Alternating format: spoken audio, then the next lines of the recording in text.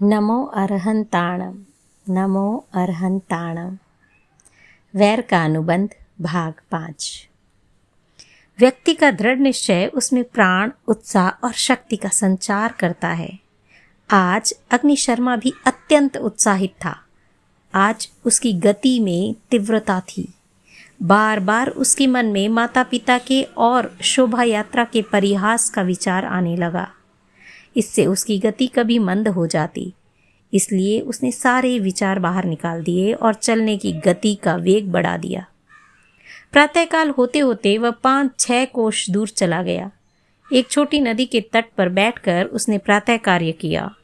शौच, दंत धावन यानी ब्रश, स्नान आदि से निवृत्त होकर वह एक वृक्ष के नीचे विश्राम करने बैठा।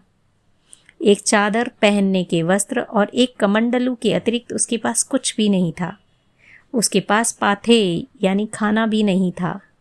सारी रात का जागरण, 2 दिन पूर्व हुई शोभा यात्रा की हाडमारी और 5 कोस का पैदल प्रवास। अग्नि शर्मा थक कर चूर चूर हो गया था। मंद मंद हवा का स्पर्श से वह तृप्ति का अनुभव कर रहा था। आधे घंटे के पश्चात उसकी आंखों में नींद झांकने लगी। कुछ विश्राम करके वह सो गया। रात में जो नींद रूठ गई थी वह अभी सूर्योदय के पश्चात अग्नि शर्मा के लिए प्रियतमा बन गई। अग्नि शर्मा निद्राधीन हो गया। इस ओर यज्ञदत्त राजपुरोहित नित्य नियम के अनुसार प्रातः उठकर नगरी के दक्षिण दिशा में प्रवाहित नदी पर प्रातः कार्य से निपटने प्रस्थित हुआ। उसकी पत्नी भी घर के काम में व्यस्त हो गई। जिस कमरे में अग्नि शर्मा सोता था उसका द्वार बंद था। माँ ने सोचा शोभा यात्रा के श्रम के कारण अग्नि अभी तक सो रहा है, भले सोता रहे। राजपुरोहित यज्ञदत्त जब स्नान आदि से निवृत्त होकर घर आए और तब सोमदत्ता भी स्नान आदि से निवृत्त होकर रसोई घर में कार्यरत हो गई। यज्ञदत्त ने घर में प्रवेश करते करते हुए पूछा, अग्नि अभी तक सो रहा है? कल की थकावट है इसलिए सो रहा होगा। सोमदत्ता ने रसोई घर में बैठे बैठे ही कहा। अच्छा, जब वह उठे तब उसे गर्म पानी से स्नान करा देना। मैं राजभवन की ओर जा रहा हूँ। लौटकर कब आएंगे? मध्याह्न से पहले तो आ ही जाऊंगा, कहकर यज्ञदत्त अपने कमरे में गया और वस्त्र बदलकर राजभवन की ओर प्रस्थित हो गया। दिन का प्रथम पहर की 4 घटिकाएं बीत चुकी थी। अग्नि उठा ही नहीं। यह जानकर सोमदत्ता को आश्चर्य हुआ।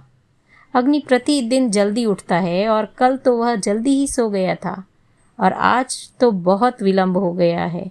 यह सोचकर सोमदत्ता अग्नि के कमरे के पास आई। उसने जोर से पुकारा, बेटा, बेटा अग्नि! कमरे में बेटा हो तो जवाब देना। कोई प्रत्युत्तर न मिलने पर माँ का हृदय आश्चर्य विहल हो गया। उसके कपाट पर धक्का मारा। कपाट यानी दरवाजा खुल गया। उसने देखा अग्नि शर्मा का बिछौना सूना पड़ा है। बेटा तो वहाँ है ही नहीं। हृदय पर आघात लगा और साथ ही साथ एक प्रश्न उभरा, मैं रसोई घर में गई थी, तब संभव है वह उठकर पास वाले बाड़े में गया हो। सोमदत्ता बाड़े की ओर गई और वहां क्रीड़ारत खेलते हुए 2-4 बच्चों से पूछा, अग्नि को देखा है तुमने? नहीं माँ, अग्नि भाई तो कहीं दिखे ही नहीं, एक बालक ने कहा। उसी समय बाड़े में से एक वृद्ध सज्जन बाहर आ रहा था। सोमदत्ता वृद्ध को सामने देखकर बोली, दादा, अग्नि को आपने बाड़े में देखा है? नहीं सोमदत्ते, क्या हुआ? घर में वह नहीं है, इसलिए। संभव है वह शिव मंदिर गया हो। ऐसा कहकर वृद्ध ने वहां खेलते हुए बच्चों से कहा, अरे शिव मंदिर में जाकर देखाओ कि अग्नि वहां है या नहीं। अच्छा दादा, कहकर 2 बालक दौड़ते दौड़ते शिव मंदिर की ओर गए। वृद्ध अपने घर की ओर चला गया और सोमदत्ता वहीं बालकों की प्रतीक्षा में बैठ गई।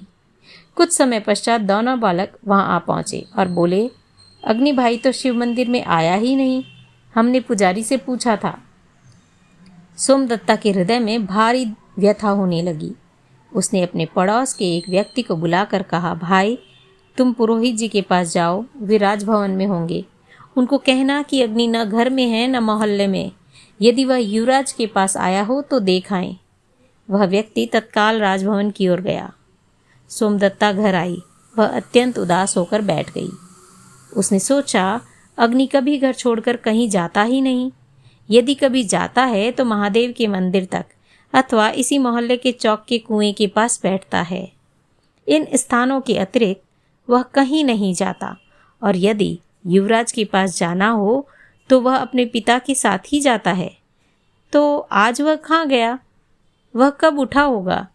क्या युवराज के मित्र उसे बुलाने आए थे? नहीं, यदि वे आते तो मुझे मालूम होता। और आसपास के किसी भी व्यक्ति ने अग्नि को बाहर जाते हुए देखा ही नहीं। नहीं, मुझे घर में ही उसकी खोज करनी चाहिए। ऐसा सोचकर सोमदत्ता पुनः कमरे में गई। अग्नि के खाट के नीचे भी झांक कर देखा, कोई नहीं था। फिर उसने सारा घर छान डाला, कहीं नहीं मिला। माँ सोमदत्ता दुखी हो गई। माँ का हृदय निराला होता है। उसके हृदय का वात्सल्य कभी न्यून नहीं होता।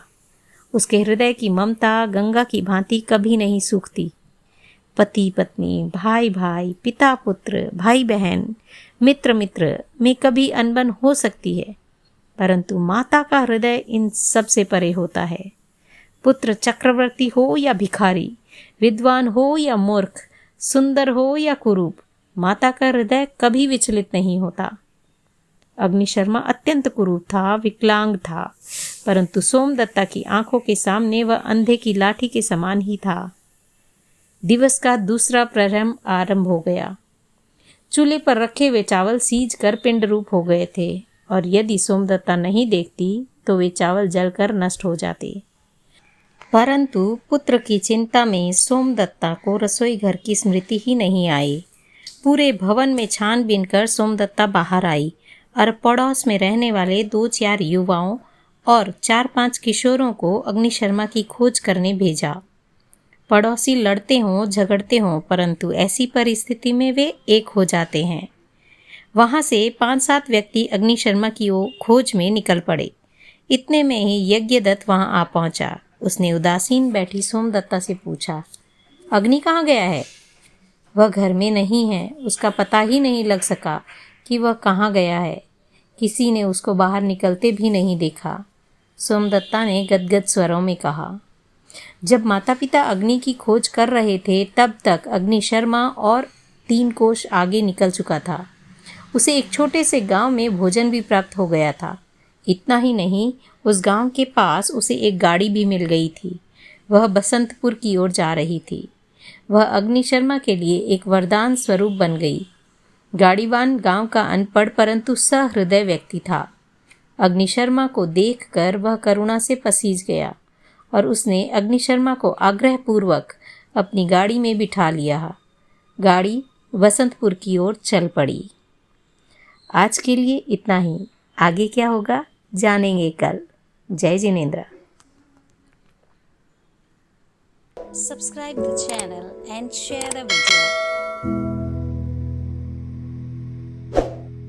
Thank you Arjun Mukherjee for shooting and editing my video.